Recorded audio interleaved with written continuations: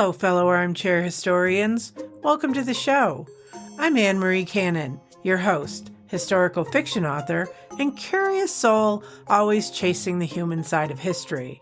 Show notes include my website, links to content discussed in the episode, how to support the show, and a free short story download that introduces readers to Bedlam from my soon-to-be-released historical fiction series. On this podcast, my guests share the history they love most, and we experience it through their eyes. What fascinates them, what they've uncovered, and why the story still matters. Let's get into it.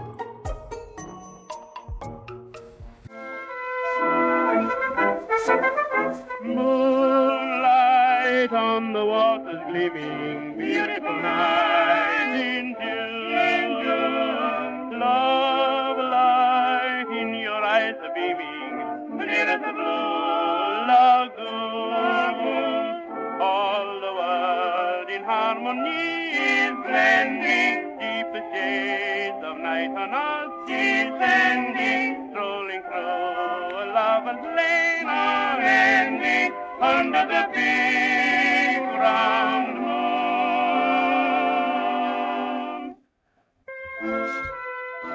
Today's episode is about the stories that almost didn't make it into history at all.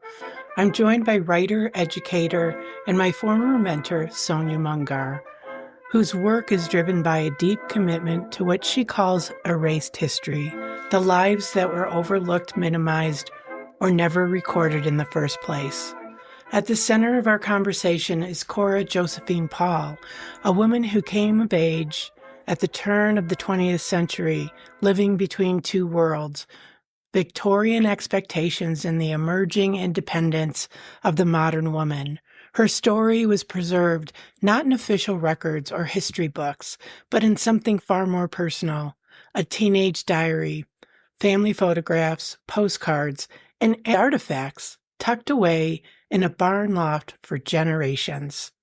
Through these fragments, Sonja spent decades piecing together Cora's life, one that challenges easy narratives about women, motherhood, and what it meant to claim your own path in the American West.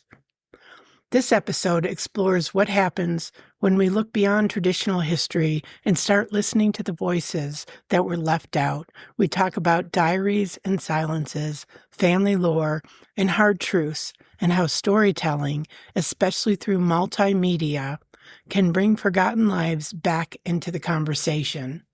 If you've ever been drawn to hidden histories, personal archives, or the question of whose stories get told and whose don't, this one is for you.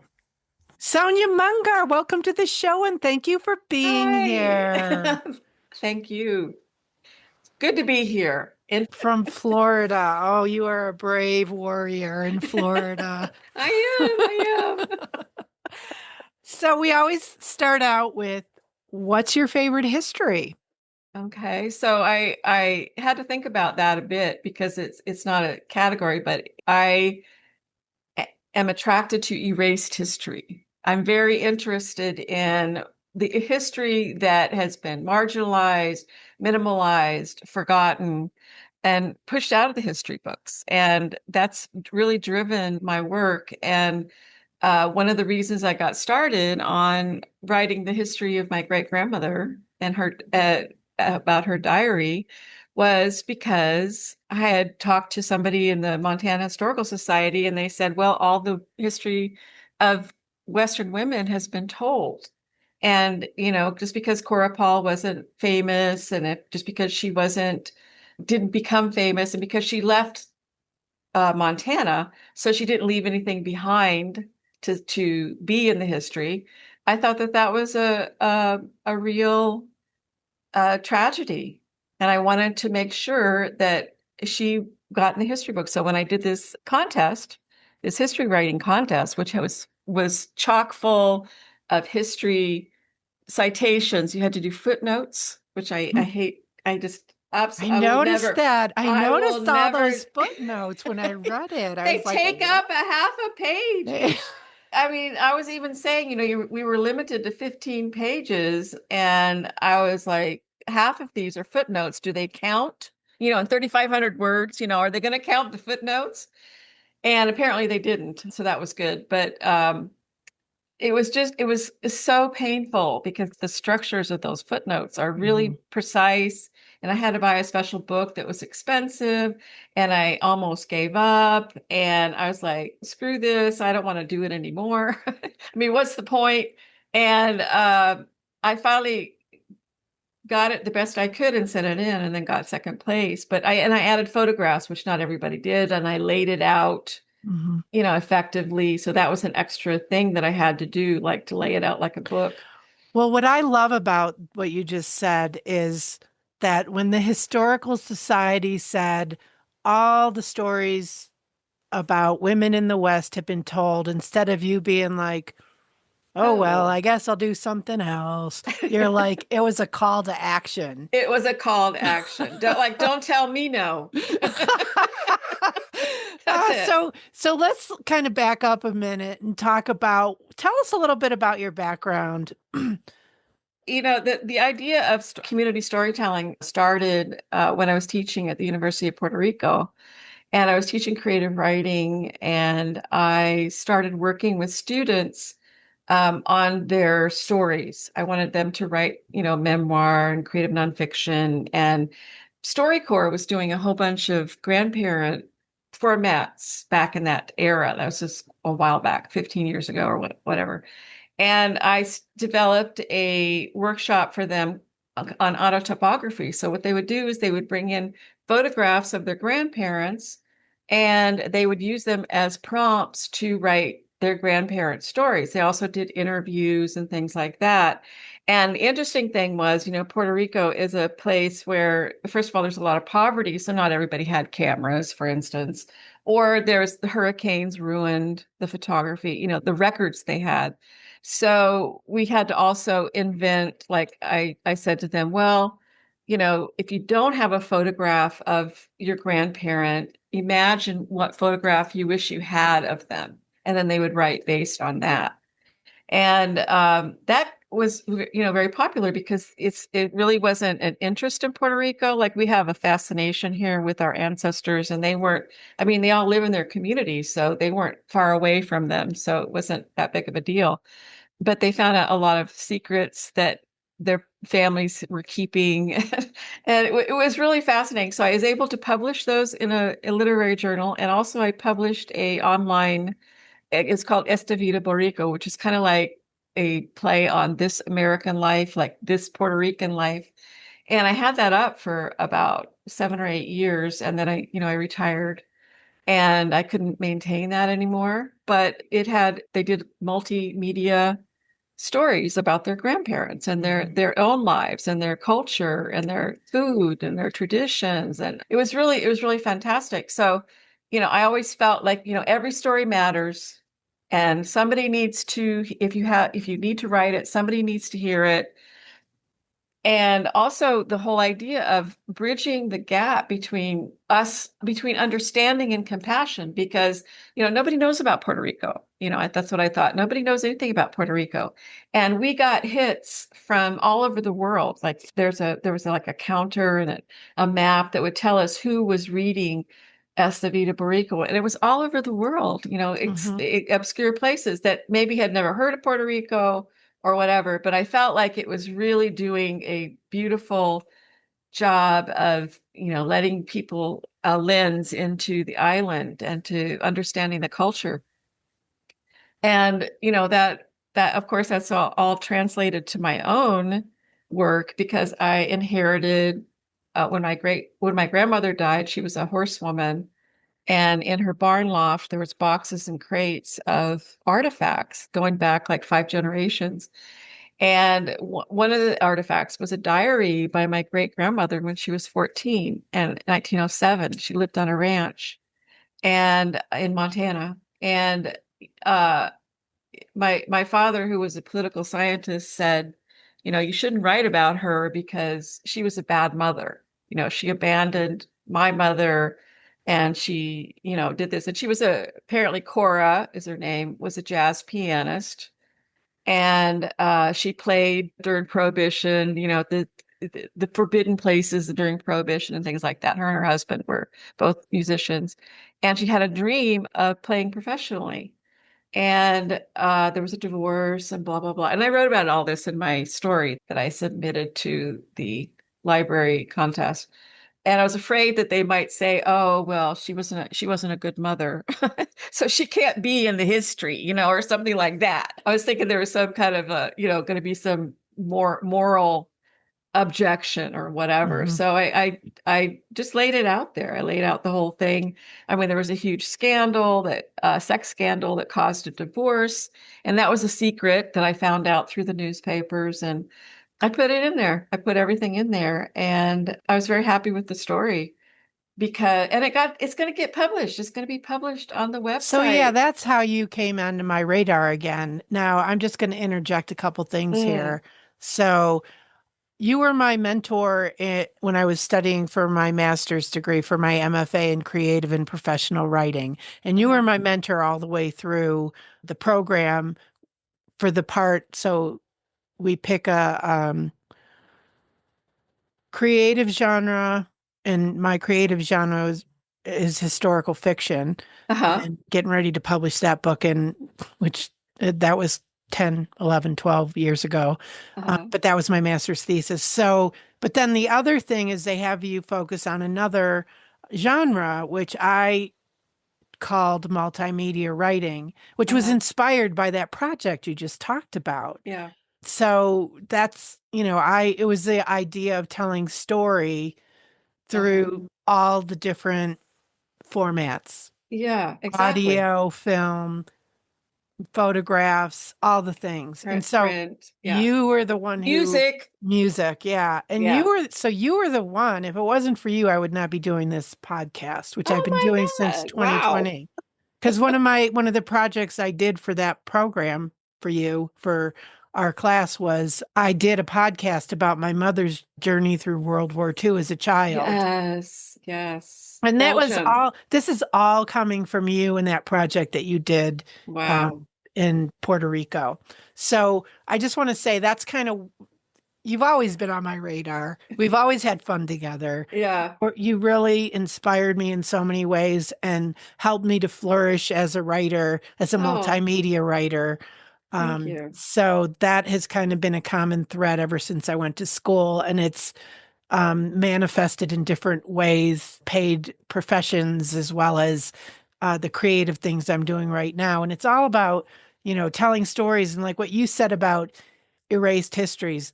That is the essence of Armchair Historians. So those are Yeah. the stories that we try to keep alive here. Uh-huh. That's why when I wrote my novel of historical fiction, it's not about the royalty, it's about people who struggle. The Yeah. first installment is people who struggle with mental illness, basically, but in the Yeah. Tudor period. Bedlam. I remember Bedlam. Yeah. Yeah. And so what brought me back to you, and I was like, oh, this is a perfect fit for Armchair Historians. And I know you've been working on this because we had talked about Forever. it back in 2012 Yes. and 2013 is this story. And you've Hmm. always been looking at it and talking about it. And you at one point had it published online, I Yeah, think. I had a website that I published. It was actually a project when I was in grad school that I did in grad school, which was in like 2004 at the University of New Orleans. So I had made a website for it. Yeah. So now let's flash forward. And this inspires me in another way because I have so many dusty pieces of work that are Yeah. somewhere in a file in my computer Yeah. that it's like, oh, I could dust these off and bring them back and do something with them. And you did that with this. Yes. So Yes, I did. this is the story of your great grandmother, Cora Paul. And so tell us what happened. Like, where did you submit this to, and how did this come back into play? Okay. Yeah. Well, the first time I tried to submit it was the Montana Magazine of History or whatever. And they were really enthusiastic about the story. But, I'm a creative writer, not a historical writer. Hmm. And part of the problem, and that was where I also heard about it, all the stories have been told. And like I said, this has been a while ago, and that's changed quite a bit in Montana, that you see a lot more women's stories there now. But I was just devastated when she said, this is not history. You can't, it's not the right story, because I had written it more of in a creative way. So I just kept writing more. I mean, I had literally reams of stuff, and I have a stack of books over there, and I have hundreds of files in my computer. I did so much research. I went down every rabbit hole. When I was looking at the photography, I went down the photography rabbit hole. When I was looking at the real photo postcards, I went down that rabbit hole. And I had so much material that I was just buried under it. So when this history contest popped up, and I don't even remember how I saw it, I thought, it's only 3,500 words, and I'm allowed to use pictures, photographs, but I just have to do history. A speculation is what you learn about writing history. A speculation is not fact. So I had speculated greatly on my great grandmother's story, and I really had to dial that back and only place the information in there that I could prove from some source. And some of them were interviews from family and things like that. So I did have some, like soft facts. But that was so I decided to go ahead and apply. And I thought, well, sometimes when you have a huge project, you just need to put a word count on it. That's it. And I had all these photographs too. I had hundreds of photographs, and I wanted to put them all in there. And I had to narrow it down to just like a few. And it was really a practice. So the whole idea of you have a huge project that just keeps going, it kind of reminds me, what was that movie with Michael Douglas? He's a professor, and he's got his manuscript, and they keep asking him for it because he had a bestseller, his first one. They're waiting for a second book, and his stack gets higher and higher, and he keeps writing and writing. And then he's in this little car with his manuscript, and the car crashes, and all the pages fly out the window into the wind. And he didn't have a copy of it. This was back in the old days when everything was analog. But I kind of felt like that. I mean, I didn't make enough choices, when I was writing it. So, I took a chance. I put a lot of really, I talked about her as the silences and omissions in her diary, which I felt were indicative of the fact that she may have been molested by her uncle. I don't know if I could say that on here, but I didn't say that in the story, but I did talk about the omissions and silences and how those things speak louder than words, and let the reader just decide if that's what they think they are. So I learned a few things. And this particular woman, I mean, she was subjected to a Wild West that was hard on women. And she really struggled, and she had to struggle against a lot of male rules and expectations and things like that. And the fact that she ran away to Cincinnati after they got divorced, and left her daughter in Montana. I mean, it was a complex story. It wasn't like, oh, she was a bad mother. Yeah. That wasn't the story. Yeah. It's like it gets summed up that way, especially with women. So the West was hard. It was hard. And on top of it, to be a woman. Yeah. So tell us when was Cora born, and when does this story, her life, basically take place? So she was born in 1893 in Chicago, and her mother and father were both, you call, professionals. And then there was a divorce, and her mother was originally from Montana, and she was born on the way to the Montana Territory in 1870. Her father was a early pioneer from Florida. So she grew up on a ranch. And I imagine that she went back east to school and to have a more cultured life because that's what she preferred. But now she's divorced. She has two daughters, and she has to go back to Montana with Cora included. So she marries a fairly wealthy guy in Montana, and then she layers on the middle class Victorian privilege. And Cora was very privileged compared to other girls that maybe grew up in Montana at that time. But she got a hold of a diary, and she started writing in it. And it was like a mosaic. I mean, you really couldn't, like, she wasn't talking about herself or reflecting on her life or the things we imagined.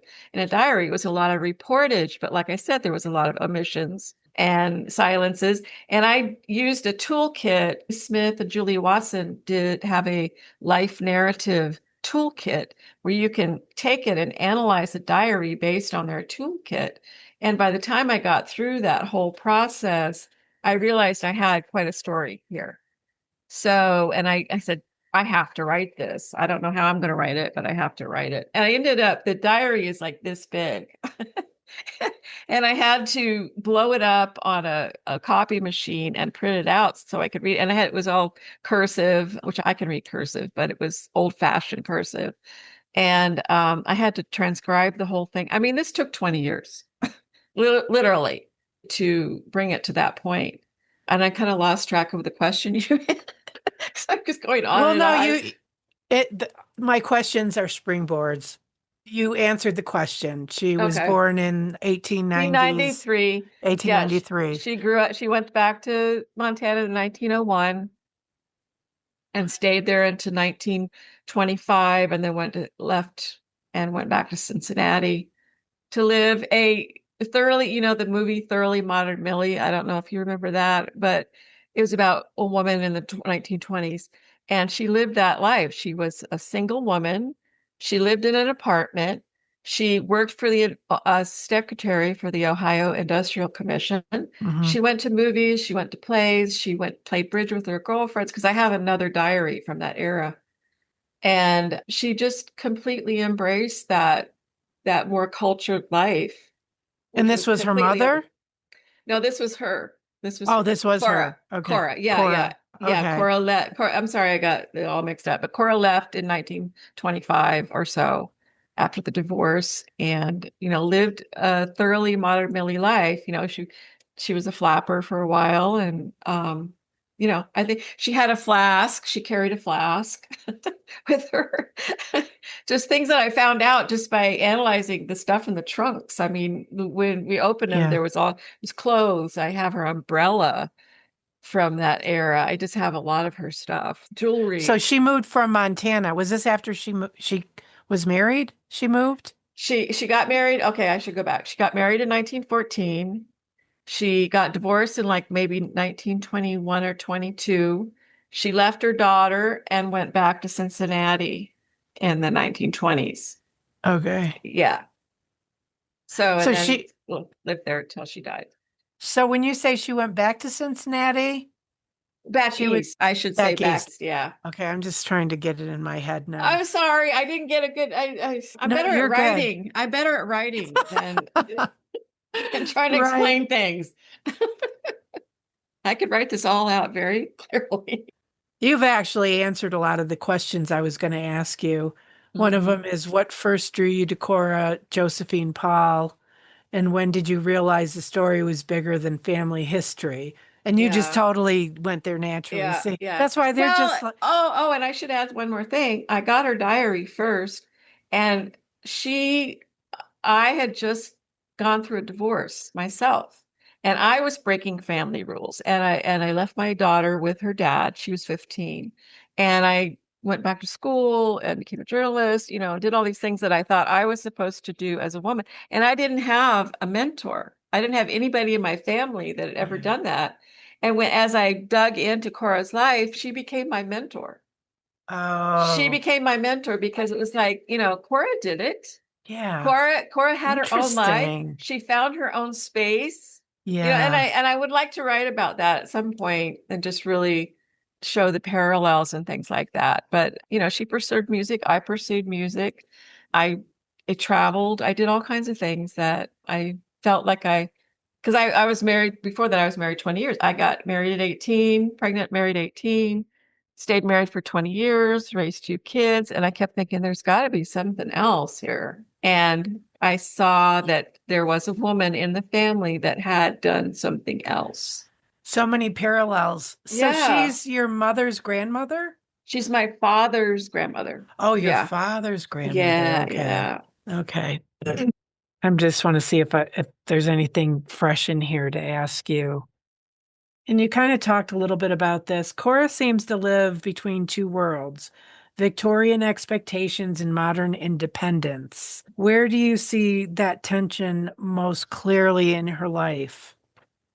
Well, I mean, just the fact that she went from Chicago, which was a place of ordered streets, there were, tree-lined streets and sidewalks, suburbs, to the Wild West. I mean, one of the photos I have in there is her on her front porch and this really rough-hewn log cabin, that she lived in when she was on the ranch. Then in town, they had a Victorian house. And when I was 6 years old, my dad took us to visit her mother. My Cora was already dead. And I actually met her mother at a Sarter, and I was in her house. And it was just, and I had this in the original story, but ended up taking it out. But it was just packed. The Victorian parlor was just packed with magazines and books and dolls and stereographs, all the toys you could imagine that Victorian children had. And the chorus piano was there. In fact, my great grandmother promised it to me, but I never got it. And I was actually present in her house and I saw all of the Victorians. And then when she went to the ranch, she was on a hay rake haying, making windrows with a hay rake, or, riding horses, or, watering animals and all that kind of stuff. So she lived, like two extreme worlds there, right there. And so this was the Victorian, and her mother was very straight-laced, with the whole, high collars and all that kind of stuff, and probably rules. And when I was there, when I met my great grandmother, she was 90, or great great grandmother, she was 90 something years old. We ate dinner with her and she was like, close your mouth when you eat, sit up straight. She was like very like this kind of stuff. Yeah. Victorians say kids should be Right. seen and not Wow. heard, kind of thing. So I actually Yeah. experienced that from her. Wow. Yeah, that's And big. yeah, and I really, that really impressed me. In fact, Cora's piano, I didn't know who Cora was or anything about her story then. I wanted that piano and I wanted to play piano all my life. And I never got a piano. I ended up playing guitar instead. But there was also the kind of laid a little seed of like desire in me that I wanted to be a musician or play music or whatever it was. And that was because I sat there and played around with Cora's piano that time. And it just, like, the sound of it just vibrated up through my little arms. I just never Wow. forgot that. Yeah. So, the conflict. So you got the Victorian, you've got modernism, which is, the whole thing about the changes in the clothing styles, the hairstyle, and then what you call it, the vote. The women's vote was approved in 1914, before the whole United States did it. Montana had it first. And, so they had the women's vote, they had prohibition going on, they had the 1920s, all of the things that are happening that is like, it's still pulling her back to civilization or whatever you want to call it. And I just not surprised that she rejected Western life, the living that she had, and went back to, something more organized or stable or something. I don't know what you call it, but yeah. So she goes to Cincinnati. Does she ever go back? She only goes back to die. Her second diary is 1934, and she talks about her life as a young single woman, and she gets uterine cancer. And she writes about the primitive radium treatments. When they treated you with radiation, they didn't have any other thing to do it, and it would burn. She would get burns from that. Ah, yeah. Yeah, and so she died of uterine cancer. She went back home to die in her mother's house. Yeah, in like 1935, I think it was. And So, interestingly, her daughter was 18 at that time, and she was pregnant with my dad. oh, wow. Yeah. So it was like little connections all along the way. Yeah, that's interesting. Yeah. Yeah, I think that I'm really fascinated by those kind of parallels in family lines and lives Yeah. because there are so many parallels in you were pregnant at 18. Yeah, exactly. Yeah. Yeah. So now what happens with that relationship with her daughter? Does she connect with her as she's growing up, or does she just kind of leave her and that's the end of that? Yeah, the what I heard when I interviewed my grandmother when she was still alive, she said that her mother tried to get her to come to Cincinnati several times, but by then my grandmother was a Montana woman. She was a Montana girl and a Montana woman, and all she wanted was to be with her horses and cowboys and whatever, and that's what she did the rest of her life. And she was also a terrible mother, according to my dad, but that she just didn't want to be in that life. She wanted to be on the ranch. That's what she Right. wanted. She wanted to be an Yeah. American. I said, "What do you know what your ancestry is?" And she says, "Yeah, I'm an American rancher." She didn't have any qualms about it. This is what she was supposed to be and do, and that's what she did until she was 94 or 5 years old. Wow, Yeah. you have good genes. Yeah. Yeah. So your grandmother, that's interesting. And she probably heard that narrative all her life that your mother was a bad mother. Yeah. Yeah.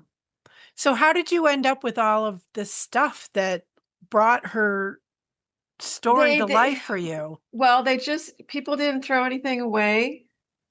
That's one thing.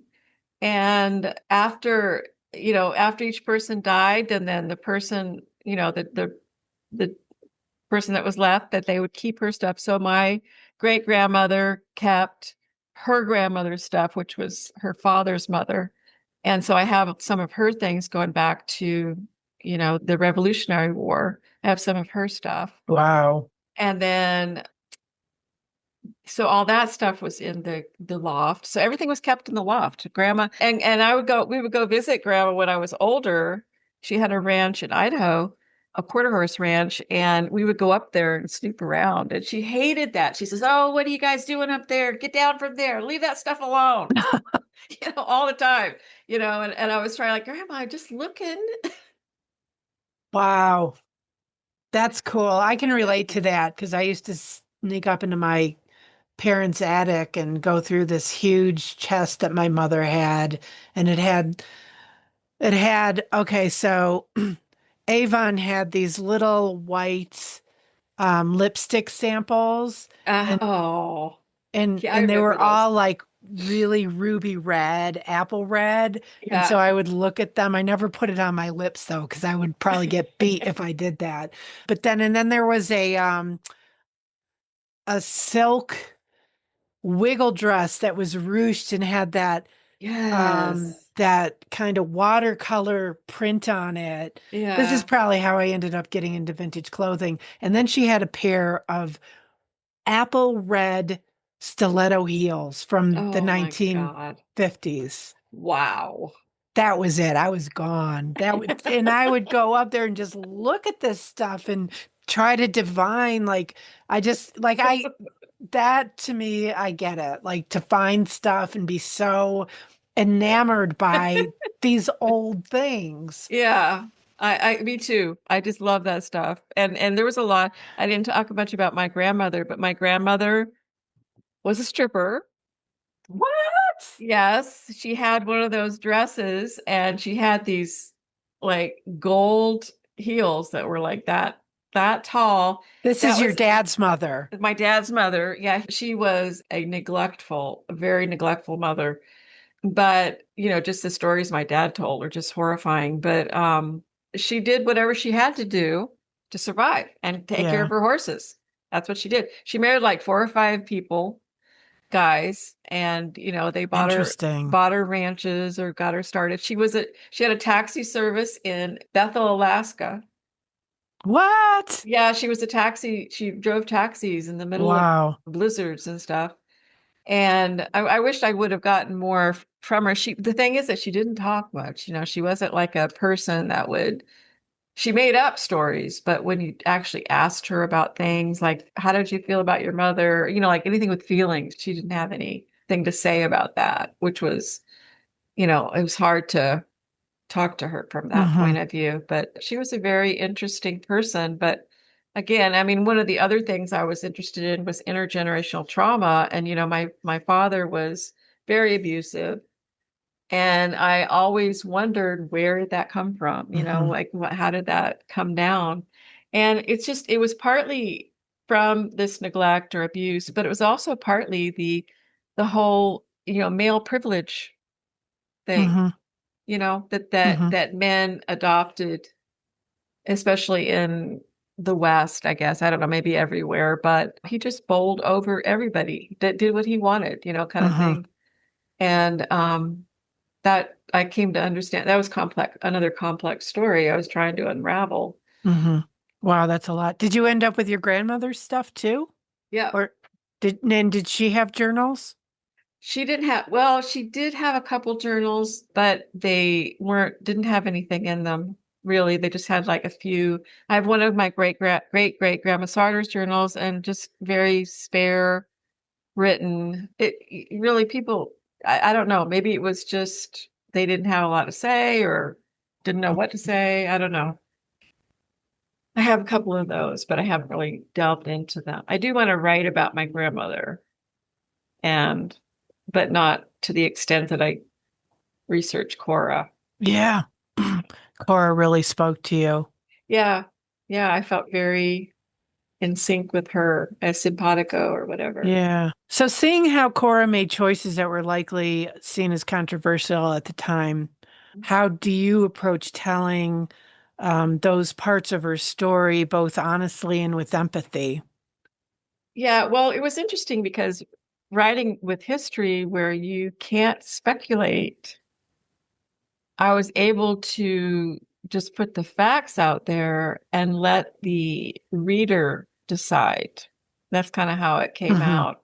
And I was able to do some autobiographical writing in there and a little bit like at the end, I kind of ended it with my opinion of it. And Hmm. that's okay in narrative genealogy.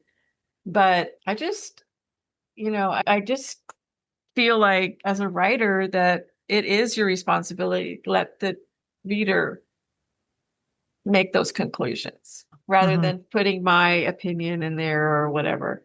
And it works for even creative nonfiction or any other kind of writing that you're doing. Yeah. Yeah. Do you think you'll do any more with this story? Yeah, I want to make a book because I want to lengthen this a little bit, like lengthen the story a little bit, put more photographs in there, and then put her diary in there so Okay. people can read it themselves and get out of Yeah. it. So I've, I think, I don't know, maybe it would be of interest, but I think it would be pretty fascinating to people who are into, old photography and real photo postcards and the West, Yeah. and all that kind of stuff, that it would be interesting that way. Yeah. So do you think you will keep the footnotes? No, Okay. absolutely Thank not. God. Thank God. I'll use citations like normal people do if I need to. And that's it. So, is there anything else about this project, about this story that I didn't ask you about that you want to share? God, we just really pulled back all the layers, I think. Oh, Yeah, I felt vindicated when I wrote it. It's like, F you, I wrote history, yeah. you Yeah. know? And I got her story out and it's noted, it's on paper, it's on the web, it's there, it's there. I Uh-huh. did it. Because footnotes, the academia is all a patriarchal construct, right? Hmm. Hmm. And Yeah. the way women tell stories is different. The way we tell stories is different. And the Hmm. way the patriarchy tells stories is like, oh, every little fact has to be, whatever. Yeah. And I don't reject facts. I'm not saying that at all. It's just that sometimes there's a value in just telling the story. Like I like creative nonfiction. I like memoir. I like life narrative. I like narrative type of history. Hmm. And yeah, I'm vindicated. You are I vindicated. did it your way. Are you going to send them a copy of it, the people who rejected the story? I don't know. I should, yeah. So Yeah. there. That's all you have to write in the letter. So there. Right. Well, and I should mention that my mom's book that we talked about a little bit earlier, Okay, yeah. they won't take it at the Montana Historical Society because it's not all primary sources. Again, they won't sell it in Uh, their store. They won't take it in the uh, library because it's self-published. It's just that's what I'm saying. It's like there's this yeah, whole barrier for the common people to right. do their stories, to tell their stories. Hmm. Yeah, which is why I never had the desire to submit my manuscript to an agent or a publisher or anything like that. Absolutely. I have my story and I don't want to contort it into something that somebody who doesn't care about it the way that I do thinks that I should because of the market, to Yeah. sell to market. Um, Yeah. Here, here. yeah. Yeah, like the Salt Path. Did you read that? Did you hear about No, that whole thing? no, Yeah, no. Well, we don't have to get into that. That's a whole other story. Yeah. no. I totally agree with you. That's why I say indie publishing is resistance. Yes, it is. It It's is. resistant. And Yeah. I've been spending a lot of time researching it and trying to understand it and figuring out the best path to readership, like what that looks like and how to do Hmm. that. And Yeah. I feel confident in my decision to indie publish. Yeah. Good Uh, job. yeah. So, one other question I want to ask you about, I mentioned this earlier. You were my mentor in multimedia writing. How do you see multimedia storytelling changing the way that we preserve and share history today? Well, I think that the fact that we can control the tools to create our own stories is it is resistance. It's a way for us to, we could put it on social media. It's like I said, like Facebook. You see, they're erasing history here in Florida, like painting over the murals and stuff. But on Facebook and other Substack and things like that, history is rolling through. There's people constantly putting up videos and narrative stories and things like that of erase history or marginalized history and things Mhm. like that. Mhm. So multimedia, we have control of the tools. Yeah. We have the power. Hmm. That's we don't have the gatekeepers cutting us off. We can put up whatever we want. Right. And maybe some of it, is not worth watching or listening to or reading, but a lot of it is. A Yeah. lot of it is. Yeah. That's really good. Yeah. That's a lot to think about. Yeah. Mm. So where can we find you, Sonja Mongar? And Um, your is it an essay? so it's going to be on the Missoula County Library website. I don't know when they're going to put it up there, but I'll get a link or something at some point and I can forward that. Okay. So what happened with my website, which I've had for years and years and years, is the technology became outdated that I built my website with. So they no longer supported it. So they talked me into buying this WordPress thing, and I have no clue how to run the WordPress. So I have a website, but it's a piece of crap. It's got my email address on it. Are you on And social media? yeah, Facebook. I'm on Okay. Facebook. Let me see. I don't know what my Facebook I address can is. link out to that. I'll link out Okay. to everything we talk Yeah. about. Okay. Yeah. Yeah. Yeah. So I sort of don't keep my Instagram up. I just Facebook usually. Yeah, I know. I never got into TikTok. I keep trying to figure that out. I do Instagram and I do Facebook, and that's it. Yeah. Yeah. And then I have my website. So Yeah. mm, Yeah. There, and my daughter has promised me that she's going to help me build another website. So we'll see what happens. Maybe in the future. yeah. But it's sonjamongar.com. I mean, at Okay. least they can So there you, contact me yeah, through you're there. there. Yeah. Yeah. Um, yay. Thank you for talking to us today. It was so good to Yes. get caught up with It you. was. It really was. I'm inspired by what you're doing. It's just wonderful. Oh, thank you. That Yeah. means a lot coming from my mentor. Thanks for spending time with me on Armchair Historians. If you enjoyed this episode, the easiest way to support the show is to follow or subscribe so you never miss an episode. And if you can, leave a rating or review, or share the episode with a friend who loves history.